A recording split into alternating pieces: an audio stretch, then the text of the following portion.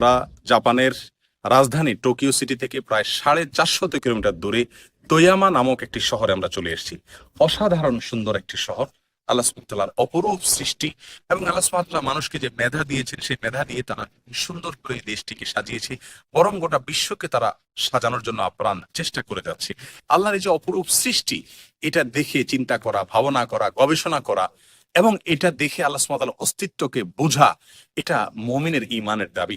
আল্লাহ সুবহানাহু ওয়া তাআলা কোরআনে কারীমের ভিতরে উলুল আলবাব বা জ্ঞানী লোকদের কথা বলতে গিয়ে বলেছেন, আল্লাযীনা ইয়াযকুরুনাল্লাহা কিয়ামান ওয়া কুউদা ওয়া আলা জুনুবিহিম, যারা দাঁড়িয়ে বসে শুয়ে সর্বাবস্থা আল্লাহর কথা স্মরণ করে, ওয়া ইয়াতাফাক্কারুনা ফি খালকিস সামাওয়াতি ওয়াল আরদ, আল্লাহর সৃষ্টি নিয়ে যারা চিন্তা করে, গবেষণা করে, কল্পনা করে এবং সেখান থেকে আল্লাহর অস্তিত্বকে আবিষ্কার করে এবং বলে সুবহানাক, আল্লাহ আপনি পবিত্র, মা খালাকতা হাযা বাতিলা, আপনি এগুলোর কোনটি অনর্থক সৃষ্টি করেননি, ফাকিনা আযাবান নার, তুমি আমাদেরকে জাহান্নামের আগুন থেকে রক্ষা করুন। প্রিয় দর্শক, আল্লাহর সৃষ্টি থেকে আমরা শিক্ষা নেই, চিন্তা করি, গবেষণা করি, ভাবনা করা, চিন্তা করা এবং কল্পনা করা, সেখান থেকে শিক্ষা গ্রহণ করা, আল্লাহর সৃষ্টি দেখে চিন্তা করা, ভাবা, এই ইবাদতটি, এটা থেকে আমরা আজ অনেক দূরে সরে গেছি।